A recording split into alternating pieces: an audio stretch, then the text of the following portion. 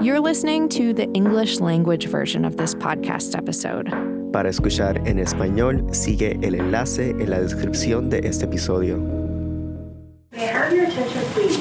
Do not leave your vehicle unattended at the front curb or it will be cited for 10 seconds. Luis Lamas is leaving Oregon and the United States. At the airport, he's shaking. ¿Cómo te sientes? ¿Estás nervioso? Salud. ¿Cómo es? Sí, me siento nervioso. ¿Sí? He's unloading 3 suitcases in a tan backpack with an American flag sewn on the front.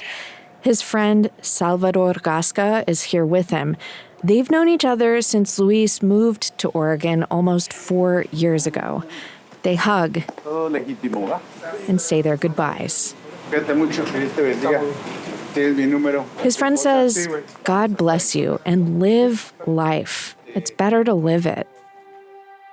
Luis Lamas is traveling back to Mexico, where he's from, leaving the life he built here behind. He thought about staying, but then... Pensé en su momento, ¿no? Dije, pues me quedo aquí. Pero ya cuando empiezas a vivir más aquí en Estados Unidos, a conocer más. At the time, I thought, well, I'll stay here. But the longer you live here in the United States, getting to know it more, I said, no, it's not for me. Luis is one of a growing number of people compelled to leave the U.S. voluntarily out of fear of arrest or detention. The Trump administration has made harsh immigration enforcement a centerpiece policy, promising to arrest and deport anyone without lawful status. Leave now. If you don't, we will find you, and we will deport you. You will never return. Emphasizing arrests of people with a criminal record. But that's not always been the case. President Trump has repeatedly claimed his administration's immigration crackdown would focus on deporting those who he describes as, quote, the worst of the worst. But government data shows the majority of people detained by ICE in recent months have never been convicted of a crime. 5 U.S. citizens and 1 permanent resident now suing the Fed, saying they were illegally arrested and detained during immigration operations around the area. All of this led to Luis's decision to leave. No quiero averiguar si me van a meter un centro de detención o si voy a... I don't want to find out if they're going to put me in a detention center or if I'm going to live so many years here and be told, you know what? No, you have to go back to your country. No, it's a waste of time.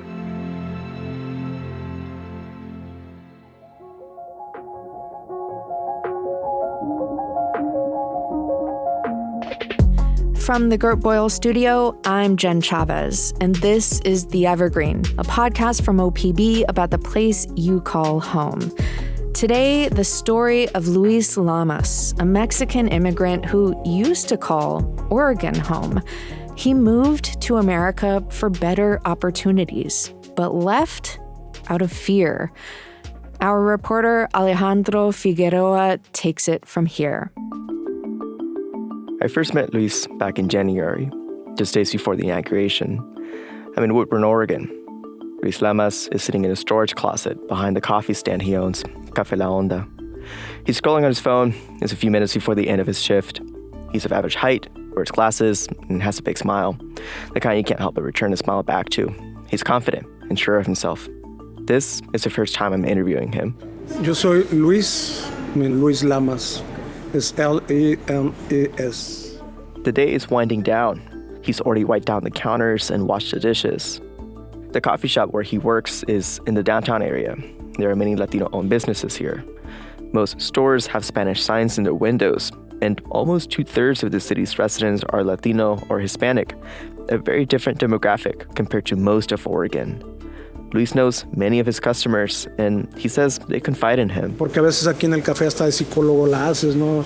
Sometimes here in the cafe, you even have to play psychologist. Here we have divorced women, women who've been dumped, pregnant women. But lately, he's noticed a shift in tone. Bueno, ya había un miedo, ¿no? Hay un miedo, pero también hay una resignación. He says there's fear, but there's also resignation. There's a trend we saw during the first Trump administration. Communities across the U.S. saw an increase in immigration enforcement. Lamas says Fear and anxiety over arrests looms once again. Si empiezan las redadas, la gente no va a salir a trabajar. If the raids start, people won't go to work. I wanted to learn more about Luis, so I asked him to take me back to the beginning when he first traveled to the U.S. Que se vino totalmente la pandemia 2021, pues se vinieron abajo todos los negocios, ¿no? The 2021 pandemic hit completely while all the businesses collapsed. I spent a year sitting at home trying to figure out what to do, looking for a job because the economy was completely dead. So I decided to move to the United States. Luis is in his early 50s, is divorced, and left behind 2 kids, a home, a community, and arrived in California by plane in 2021. He came on a tourist visa, looking for an economic opportunity, and took any job he could get, some paying as little as $300 a week. He worked under the hot Texas sun. Las temperaturas en Houston son a 110 grados Fahrenheit. The temperatures in Houston reach 110 degrees, but up on the roof, they rise to 130. He says he watched men get sick from the heat and then get right back to work. In between shifts, he would sleep in closets or cheap motel rooms with crews of half a dozen men. Te metían a dormir 7, 8 personas en un cuarto que es para 2, máximo 3. He pruned almond trees in the San Joaquin Valley of California. Nunca había tenido ese contacto con trabajo más duro que en México, ¿no? Y pues olvídate, ¿no? Empezar a trabajar en el frío, hijo de su madre, o sea, que los... I've never done such demanding work. It was harder than in Mexico even. And I said, well, forget about it. I'm not going to start working in the cold. Son of the pain in my toes. You never feel that in Mexico. I've never felt that kind of pain before. Then he made his way to Oregon. He came here by word of mouth from a friend who told him there were crews of workers heading out to the nurseries. He'd ride to job sites in vans with the rest of the crew, but it wasn't safe when they hit the road. The driver was reckless, and they almost got into a serious car accident, twice. But one day, he walked around town and came across a Metropolis marketplace. He saw the food stalls and talked to one of the owners. This all led to him getting a job at that stall, flipping burgers. And right across from the burger place, there was a coffee shop owned by Eric Swenson, then mayor of Woodburn. You know, they started talking, he got to know Eric, and they eventually became friends. Eric tells Luis he's looking to sell the coffee shop, and then just offers it to Luis. At the time, Luis had a bit of money saved up and was dating his then girlfriend. He convinced her to go in with him, and they both bought the shop, with her name being on most of the official paperwork since she's a U.S. citizen. And now, as a coffee shop owner and unofficial barista therapist, he says all the experiences he faced living in America helped him connect with people at the shop. He says he's become more attuned to other people's pain. A la gente que cuando llega aquí, que tiene muchas necesidades. There's people that when they get here, they have a lot of needs. They don't know what door to knock on because they've arrived in fear. For some, those fears now include increased immigration enforcement from the Trump administration. Whenever the topic comes up at the coffee shop, Luis says he gets a wide variety of thoughts. Ayer estaba platicando con una amiga y me dice, no, Luis, yo ya viví aquí, o sea, ya son 20 años aquí. I was speaking with a friend and she told me, I've already been here for 20 years. I already did what I came to do. Whatever I have to sell, I'll sell and go back to Mexico. She told me, if I stay, it's only because of my children. It's the only thing that worries me the most. At the end of my interview with Luis, as we're sitting by his coffee stand, I ask him what his plans are in the next few months. That's when he told me he's leaving Oregon in the U.S. He's overstayed his visa. Yo regreso a México. Ahorita estoy vendiendo ya el negocio con mi socia. I'm going back to Mexico. My associate and I are selling our business.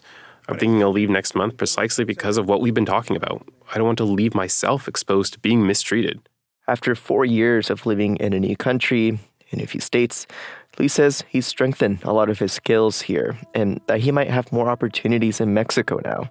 And he wants to see his family. Pues imagínate sin ver a tus hijos casi 4 años. Imagine going 4 years without seeing your children, without seeing your parents. I didn't hear from Luis again until a few months later. He called to tell me he sold his coffee shop. He was leaving for Mexico soon. I wondered what would it be like to leave his life he built in Oregon and move back to Mexico. I'm meeting Luis at his home in Woodburn. It's May 2nd. ¿Cómo está? Bien, pásate. Aquí es donde vive. Sí, ¿cómo ves? Está bonito, ¿no? Es muy bonito. He lives here with a roommate, Eric, the former mayor of Woodburn. They live in a big 2-story house. The inside is simple. The living room is lined with books all over the floor. There's a guitar and an amp in the corner, and some shelves holding even more books. No couch, just 2 chairs that didn't match. We go back to the porch to sit and talk. There's a small kids' playground that looks like it hadn't been used in years, and a hot tub. Luis is very vulnerable. He answers my questions honestly. He's also kind of an introvert, not by choice though. He says that's because of his status.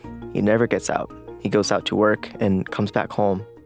Lo más que llegué a salir, te digo, fui a Seattle, Portland, por conocer. The most I ever got to go out and do was see Seattle and Portland, some of the beaches around here. It's important to him to be open. He tends to tell me what's on his mind. We talk a bit about life in Mexico.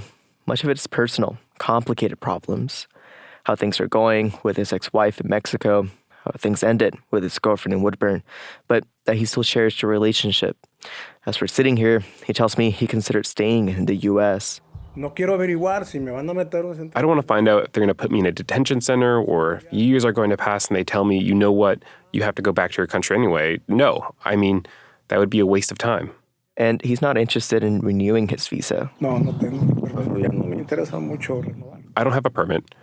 I'm not interested in renewing it from what I've seen in the United States. But that's not all that went into his decision to leave. Si estoy aquí es porque, bueno, estoy sobreviviendo. If I'm here, it's because I'm surviving right now and learning, and I need to use that time to grow as a person.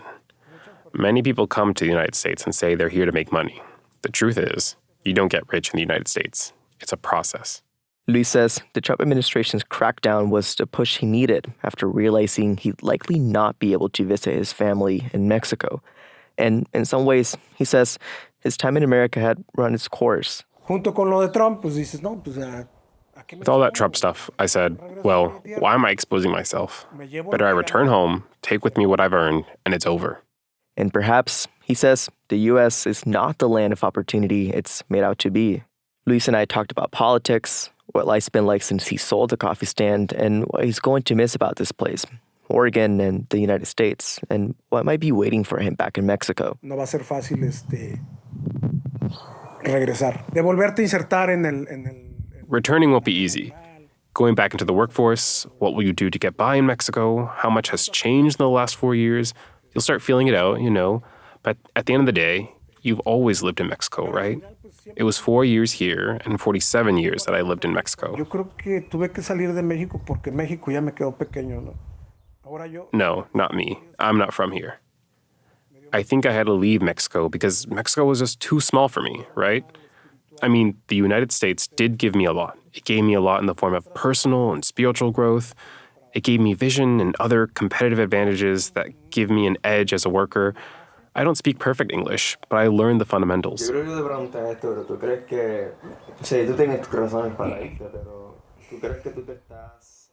I think I should ask you this. Do you think, and I know you have your reasons, but how do the lawyers put it? Like, are you deporting yourself? Sí. Yes, I'm self-deporting. Coming up after a break, Luis Lamas travels back to Mexico.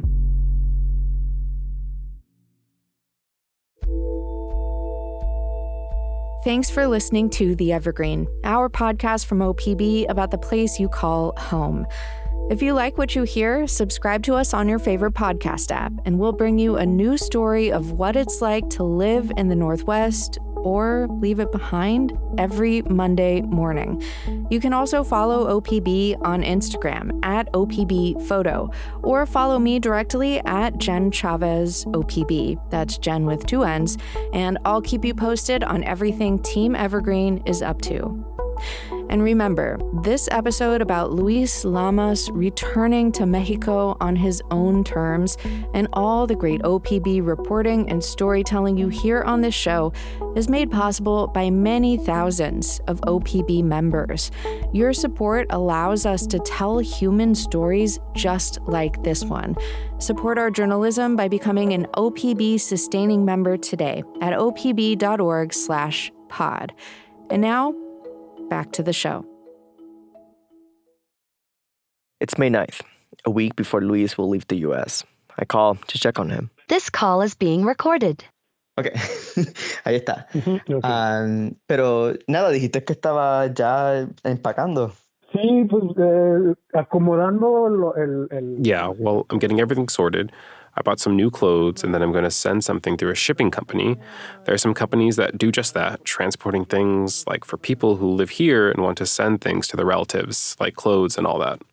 He plans to fly to San Diego and have a friend pick him up from the airport and drive him across the border to Tijuana. And starting tomorrow, he has a busy week. varios appointments with, con amigos. He's starting to say goodbye to all of the friends he made in Oregon over the past couple of years. We hang up after a couple of minutes. We'll be meeting again in a week. Bueno, cuídate. Ándale pues, Alejandro. Cuídate. Adiós. Bye. Adiós. It's the morning of May 17th. I'm up early to meet Luis at his home. I carpool with our photographer to be at his house by 7 in the morning. We get to his house and we chat for a bit, waiting for his friend Salvador Gasca to come pick him up. Luis looks tired and a bit nervous. His friend arrives and Luis quickly loads up his suitcases in the trunk. I hop in the car with Luis and Salvador. They've known each other for about 4 years. Now, we're driving to the airport in Eugene, a little over an hour's drive. We stop to get coffee on the way at Dutch Bros. Oh, be just a small Americano. Just black, please. Black. Yeah. Anything else? No, thank you. On the cart right there, Gasca asks Luis if film is Oregon and teases him. Are you going to cry? It feels like a normal drive. Not necessarily tense, but maybe bittersweet. Salvador and Luis are cracking jokes, even saying my name reminds them of a popular Lady Gaga song. Alejandro, cuando oigo ese nombre me acuerdo mucho de la canción de Alejandro. Eso me lo dice en todo mundo. No. We're talking about everything from the Aztec Empire, what Luis plans on eating when he gets to Tijuana. Un corte es un beef. ¿Una carne? Una carnita. ¿Carne, Sí. como un bistec? Sí, un pinche término medio. ¿No vas a llegar a comerte unas garnachas de la calle? And even a little singing to Jose Alfredo Jimenez, the popular Mexican ranchera singer. Luis says those songs hold lots of memories. Como la fuerza, mano izquierda, si nos deja, nos vamos a querer toda la vida. Luis knows that leaving the U.S. isn't the same for everyone. He knows some people who leave do not have much to lose, and others have built deep ties they do not want to break. So I ask him, do you feel privileged in this opportunity? Sí me siento privilegiado. Sí me siento totalmente con privilegio. ¿Por qué? Porque tengo la opción de regresar. Yes, I feel privileged. I feel totally privileged. Why? Because I have the option to return to a good situation. Does that make sense? I gained more than I lost during my 4 years here.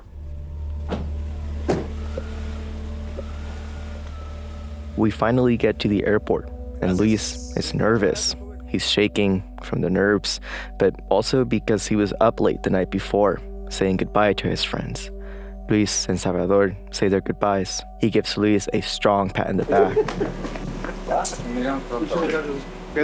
Take care of yourself. God bless you. It's all above board, right? Live life. It's better to live it. He picks up his luggage and makes his way toward the airport security to begin his journey back to Mexico, ending his time in America. A few hours later, I hear from Luis. He sends me a couple voice messages to let me know he made it through. ¿Qué hubo, Alejandro? ¿Cómo estás? Todo bien, Alejandro. Llegué aquí a un restaurancito que se llama El Pampas. Ya extrañaba los cortecitos. Ya soy aquí en el aeropuerto. Todo bien. ¿Qué pasa, Alejandro? Oye, ya ando aquí. Ya estoy aquí en Colima. Saludos. ¿Todo bien? ¿Todo tranquilo? ¿Todo a tiempo? It's October 17th, exactly 5 months since Luis left the United States.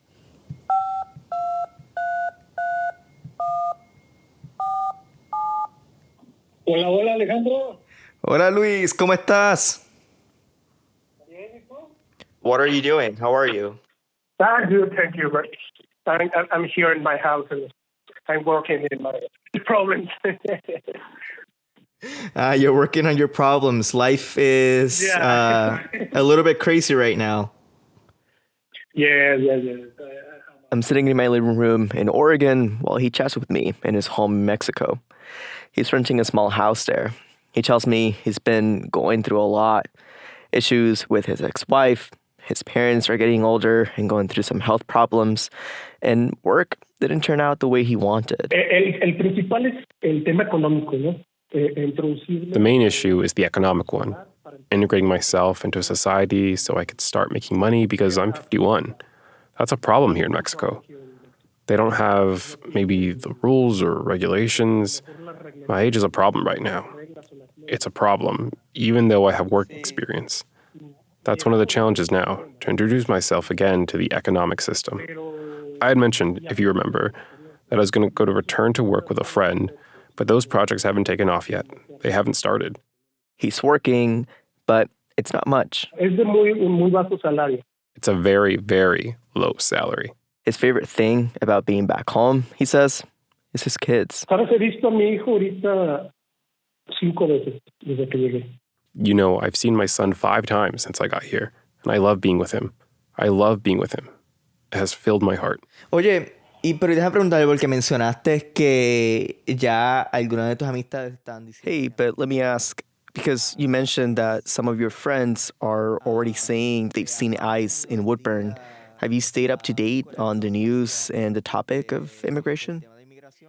Sí, definitivamente sí. Pues me da tristeza, ¿no? Me da mucha tristeza. Yes, definitely yes. Yes, well, it makes me sad. It makes me sad because of all the people I know, because I wouldn't want to see them end up in a situation where they have to return to Mexico. And I know people whose children were born in the United States. Half of their kids got here at 3 years old. They're not citizens. They live here through DACA.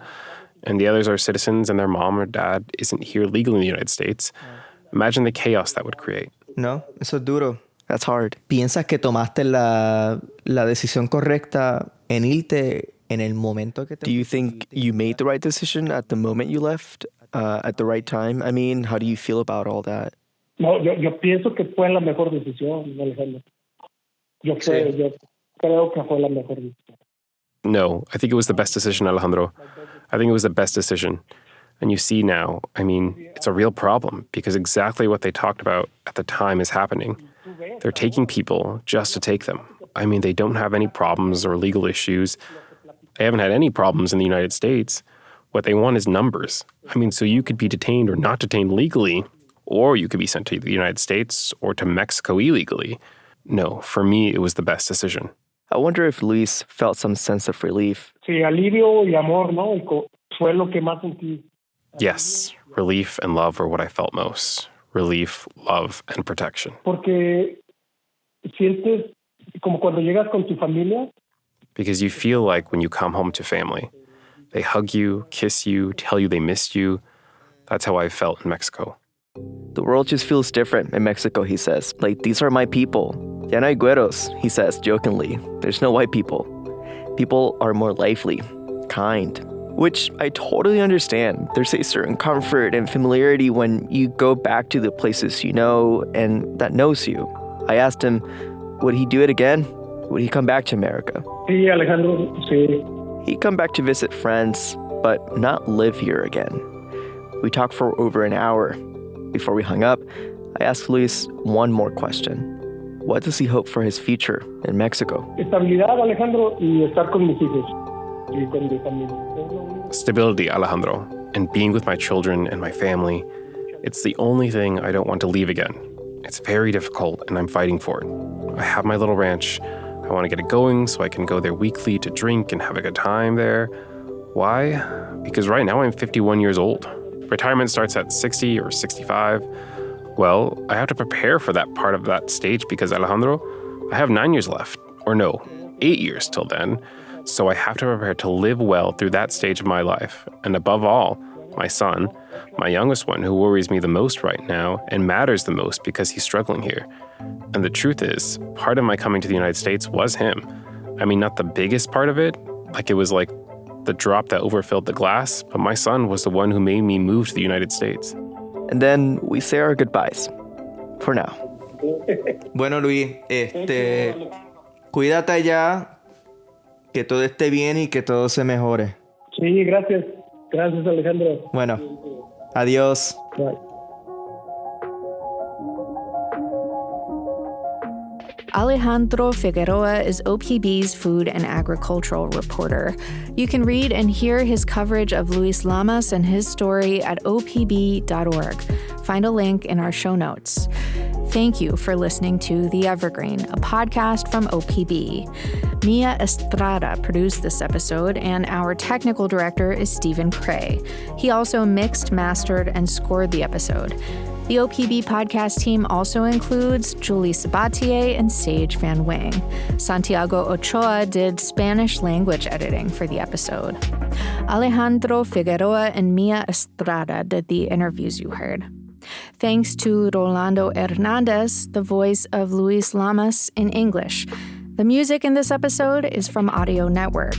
We also used clips from the U.S. Department of Homeland Security, CBS Evening News, and NBC News. If you ever have a question for us, please reach out. You can email us at theevergreen@opb.org. I'm Jen Chavez. Nos vemos.